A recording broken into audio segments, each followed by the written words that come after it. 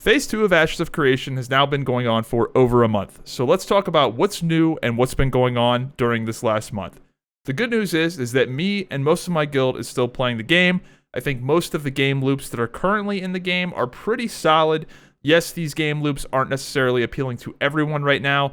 The hardcore PvP crowd and the people that are really interested in like the mechanics and the nitty-gritty combat side of things are much more satiated than the more casual players that are more interested in the economy and the nodes and things like that. But the stuff that is there, I think largely people are enjoying, but some people are waiting for more to be there before they jump in, or they're just taking a break, waiting for the rogue, waiting for whatever system they like more to be developed more, which is totally understandable. So what's new in Ashes of Creation? Well, let's start off with the drama because people just cannot get enough of it, and that would be the bans and the false positives associated with the economic exploits that have happened in the past. Most of these economic exploits had to do with duping, or freehold bugs, or war declaration spam, and exploiting that, or various economic exploits. That seems to be the only thing they were banning people for. So what they did was they went and they were banning people that had done these mechanics. They had ways to track this, or they were banning people that had absurd amounts of gold that was duped. And the problem with what happened there is that there were notable figures within the community. This is especially true on the Lyneth server, where there are like kind of like some kingpins of industry when it comes to crafting mounts that were actually genuinely false positive banned. They were banned because they had a large amount of duplicated gold, not because they personally duplicated gold, but because they do so much trade that they got counterfeit currency. You know, it would be like the equivalent of Walmart getting counterfeit, dollar bills because they just do so many transactions that naturally they're going to encounter some of that, right?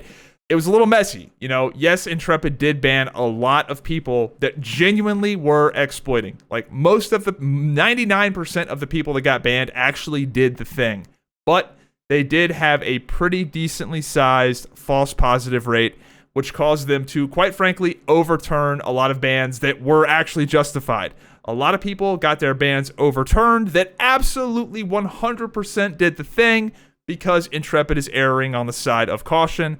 It's better to have somebody get away with something than false ban somebody. It's innocent until proven guilty. This is the equivalent of somebody being found not guilty rather than innocent. O.J. Simpson was not guilty. He doesn't mean he was innocent. He was just found not guilty. And that's sort of what happened with some of these bans being overturned. Some of these people kind of got away with it just because there were some false positives this time around. And yeah, the banning situation was a little messy, but this is hard, guys. Banning for economic exploits, this is why economic exploits are the number one no-no in MMORPGs, is because they get so messy so fast because the currency exchanges hands and it all gets muddied and hard to deal with and hard to track. But the good news is that no matter how messy this was, first of all, I don't think the impact was really that great to begin with, but even if it was, all of this stuff is getting wiped. All of this stuff is getting wiped probably multiple times. This is not the release version of the game. It's good for them to sort of get some test runs on banning people like this. But most importantly, the precedent was set. Intrepid absolutely has set the standard of fuck around and find out. If you exploit in our game, we are going to reset your account. We're going to ban you. You are going to actually be punished in this MMO. This isn't like WoW where you just get away with it or get your gold taken away. They are deleting people's characters. They are banning people. And now people know that is happening. So the fact that this happened, even though some people got away with it, I think will have a huge chilling effect on this kind of behavior because Intrepid is actually banning people, which is great. Next up, we have the 8v8 tournament, and I want to preface all of my statements by saying that I genuinely do appreciate the time and effort it takes to run events like this. Even though I'm going to dunk on basically every single aspect of this tournament, I actually do think these kind of events are still a net positive, even if you don't participate in them, even if they're kind of silly and a joke. It still creates compelling content and events and things to talk about within the game. These things are good for the game, even if they are a little bit silly. So let's talk about the AV8 tournament. So this tournament was run by Enveus and their sub-guild Polar, which, yeah. The big controversy with this tournament is that nobody entered. Nobody entered the tournament except for Enveus and Polar teams, with the exception of one other team. And obviously, this isn't a great look when you host a community-run tournament that the whole server is supposed to participate in, and nobody except for your own friends will participate in it. There's a bunch of different reasons why people weren't participating in this tournament. We're going to start off with the small stuff and work our way to the big stuff. So, the most obvious thing right off the bat is that the balance of the game just isn't great right now, especially at high gear levels. The TTK is incredibly fast, and this predictably led to a meta that was dominated by ranged. You really didn't see tanks and fighters represented hardly at all. It was the usual suspects because everybody is just getting blown up immediately, and honestly, it's just not very compelling. There's really not a ton of skill expression with the way the gear is right now. It's just kind of corny as hell. And speaking of the gear, there was 0 gear cap.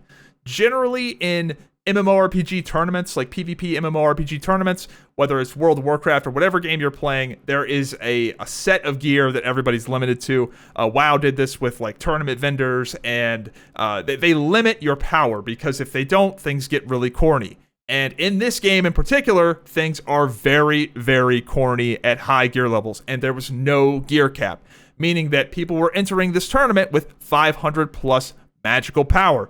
And not only that, there were people in this tournament that obtained that gear through less than honorable methods, particularly when it comes to level 20 enchanted gear, enchanted sumac wands. There's a lot of controversy surrounding some of these players' gear, and the fact that there was no gear limit and these same players were also in the tournament was really not a great look. A lot of the controversy of this tournament would have been avoided if they just limited players to vendor gear. The game genuinely plays a lot better if people are limited to level 10 vendor gear. I know that sounds really silly to be, playing with rusty swords, but the TTK right now is so crazy at high gear levels. The people that are being honest that have this gear will admit to you it's really stupid. I think this was a case of people kind of just wanting to take advantage of the fact that they had some cracked out gear and they know that most other people don't have that, because I can't see another reason why you wouldn't just play with the vendor gear. The game has significantly more skill expression at lower gear levels than it does at higher gear levels. The next point of contention is that this tournament had an entry fee, meaning that you had to pay gold to participate in the tournament. And I don't think this would have been an issue if it was a third-party, unrelated person hosting the tournament, but the fact that Enveus and Polar were hosting the tournament didn't really rub people the right way, especially when most of the teams participating in the tournament were also in these guilds. It just seems a little shady, even if nothing was shady about it. It just doesn't really look great, especially considering all the other factors and the primary factor that we're getting ready to get into. It just seems a little weird. So maybe you have to host the tournament pro bono. I don't know. People are just a little untrustworthy of that for good reason. And now we're getting into the juicy stuff. The second biggest reason, and this is crazy because this is only the second biggest reason people did not participate in this tournament, is because within 24 hours of the tournament happening, the primary contestants, the people running this tournament, the Guildmaster of Polar, had their accounts either banned or reset for exploiting, for duping, for economic exploits. They got banned for cheating right before the tournament, and they still held the tournament, which is insane. Why would you participate in this? All the other factors, and now this? And this is only the second biggest reason. And now for the moment you've all been waiting for. The number one reason why this tournament was dumb as hell. Now let me preface this statement by saying that I have been a relatively known figure in the MMORPG community for more or less 15 years. That's how long I've been doing YouTube for, and I've been known in these games under the same moniker of Zyback. I have never rebranded. I have never changed up what I've did. You can see my whole history on my YouTube channel documented for you. And I say that because I have not been a Boy Scout throughout all of those 15 years, believe it or not. I have been an envelope pusher. I have been somebody that's played in the gray area. I have absolutely done some unintended things, some things like animation canceling that are in the gray area, other things less in the gray area, like, crashing World of Warcraft servers and somehow Swifty getting banned for that. finding crazy items in SWTOR that are definitely not intended, insane animation cancels in WildStar and Crowfall. If you play these games competitively and you just really push them to their limit, you are going to end up in that gray area. So I don't want to sit here and pretend like I have been an absolute Boy Scout for 15 years straight. I don't think anyone has. You know, if you're a gamer, you're going to push the envelope. You're going to probably do some stuff throughout the years that, you know, maybe wasn't the most above board thing. Sure. But, brother, the Guild Master of Polar, the guy hosting the tournament, the guy that just got banned, the guy that was the mayor of Miraleth, then got his account reset and there had to be an emergency election, the guy whose guild just got banned for exploiting, oh boy, he has a history of match fixing in World of Warcraft tournaments under the same name. That's crazy. Under the same name? Like, brother, you have got to rebrand. You got to rebrand. You are the Enron of MMORPGs. Now, I get that, you know, again, I've been doing this for 15 years. I haven't been a Boy Scout for all 15 years. You can point in, you know, maybe I shouldn't have crashed those servers. You know, probably not. Probably shouldn't have done that. But you have a lot of events when it comes to this tournament. There are a lot of things happening in quick succession. So again, let's roll through them real quick and fast forward. Strike one. Enveus and Polar are hosting the tournament. I can't think of two guilds in this game that have a worse reputation than Enveus and Polar. And they have a bad reputation for exploiting. Like, that is the ultimate red flag. And the fact that these two guilds are doing an Avengers team up for a competitive tournament is actually crazy. Strike two. A lot of the people in this tournament have gear that was gotten through ill-gotten gains, particularly things like level 20 enchanted gear, and it actively rewards them for it because other people can't get that gear, they have it, and there's no gear cap on the tournament. Strike three. The people running this tournament are in guilds full of people who were reset and had their accounts deleted for exploiting.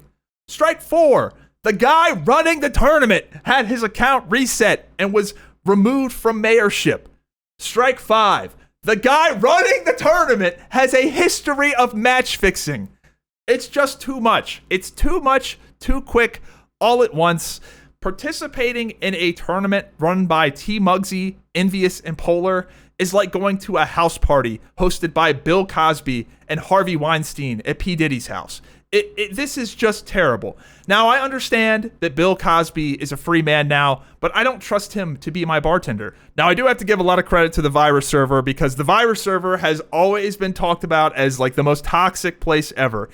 And even though this tournament was super silly and no other guilds participated in it, all of the other guilds still let it happen. Nobody griefed the tournament. People could have easily declared war on it and messed the whole thing up, and it would have sucked. Nobody did that. However, the split second the tournament was over, it was all the war decks coming out, and it was game on because everybody thought this tournament was really stupid. So the whole server just declared war on Enveus and Polar, and we thought that, oh my god, they're gonna fight us, like, because Crix was on stream saying log in, let's go. So we thought we were gonna have a night of craziness. Well, unfortunately, that didn't happen. They just decided to log out for the night and just not play the game for the rest of the night. Well, okay, we'll just declare war on them again tomorrow. Well, we did, and they did the same thing. So the strategy seems to be, if you have war get declared on you, you just don't play the game during primetime. So our counter to this was, well, if they're not going to play the game, we're just going to run caravans from Azmoran to the tropics and just make hundreds and hundreds of gold. If they're not going to log in to even contest us, this is just free real estate, right? So that's what we do. We just start running caravans from Azmoran to the tropics, making a ton of gold, and that's all fine and dandy. Eventually, they catch wind that we're running these crazy caravan trains while they're logged off, so they decide to log in. And rather than log in and have to fight the war, they just forfeit the war, which is strange. We thought they were a PvP guild, but okay, you forfeit the war. Maybe they just don't want to get killed, right? Maybe they just, okay, we concede. We just don't want to get killed by you guys. But no, they log in and they forfeit the war and then proceed to try and attack our caravans.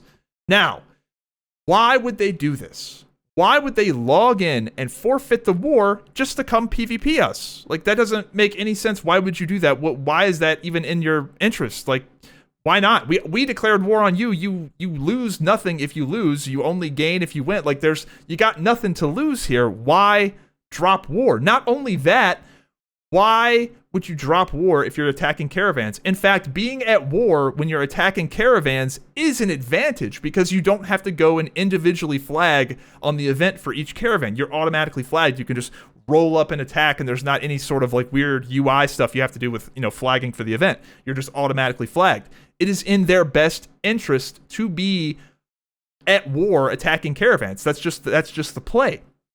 So why would they log in and forfeit the war? Well, the reason they did that is so that they can attack our caravans by having their DPS flag up for the event and having their healers not flag, and their healers heal the people attacking the caravans, and we have no way to kill their healers. So their healers can heal and resurrect outside of the event, but they can't do that if we are at war with them. If we're at war with them, we can just kill anybody in their guild, and they can kill anybody in our guild.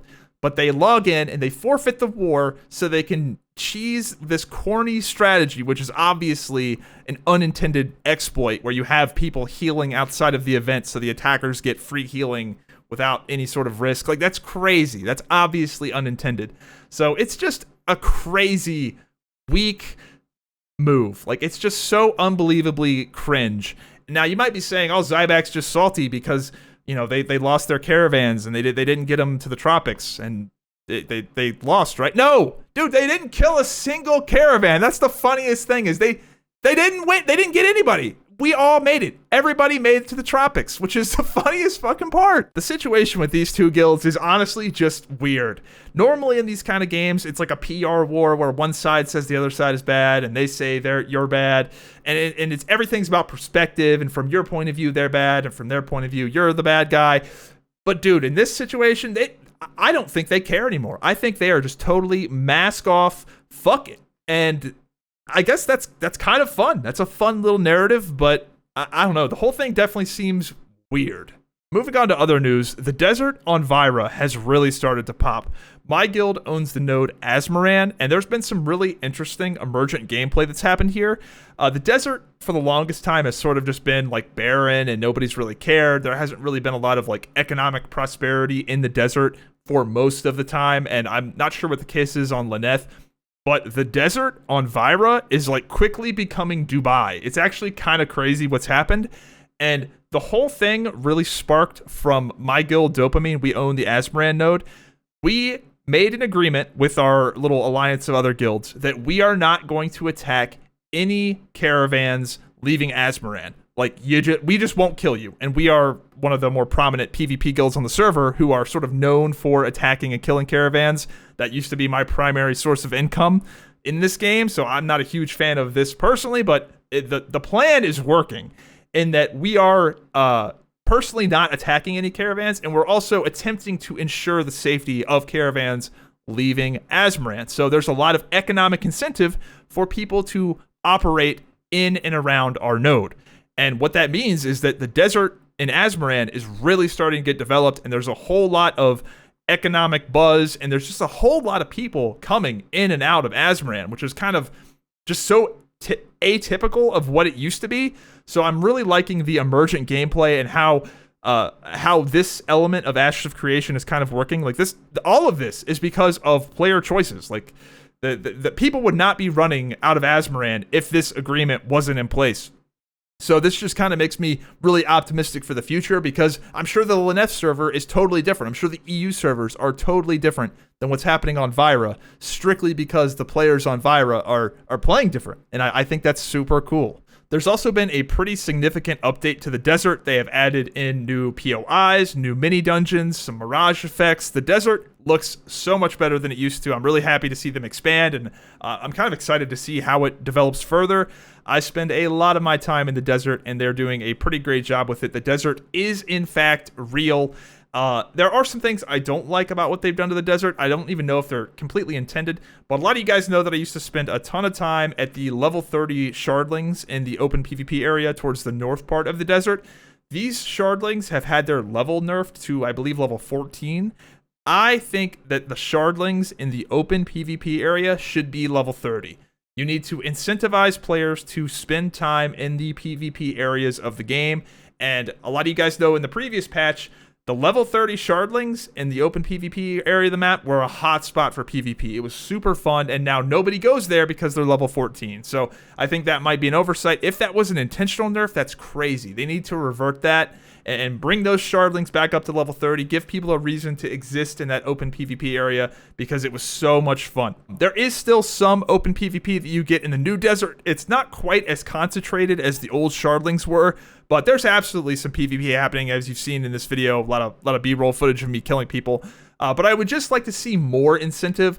A lot of the open PvP area right now in the desert is not that great. There's just not a lot happening right there. You do still catch people. There are still people doing trade skill stuff, but it's not level 30 shardlings. Those level 30 shardlings really moved the needle in terms of getting people in those PvP areas. So I'd like to see a little more incentive to push people there. There are some great, fantastic changes to open world PvP, though, especially when it comes to the new flagging system. When you exit a PvP zone, you are flagged for a good bit, like 60 seconds or something. So you can't just like exit the PvP zone and immediately drop your flag. I really like this change. However, I do think your PvP flag, I'm not sure how to do this because you could be griefed if your PvP flag didn't drop while you were taking damage, but I still don't love that it can drop mid-combat. But maybe that's just something we're going to have to deal with. But it's so much better now than it used to be. You now get a flashing indicator if somebody is getting ready to have their PvP flag drop. I almost feel like this should be even more obvious than it is. It's pretty obvious now, but I almost feel like you should have like a 10, 9, 8, like countdown, like something like you can't possibly miss. So, but yeah, overall, fantastic change.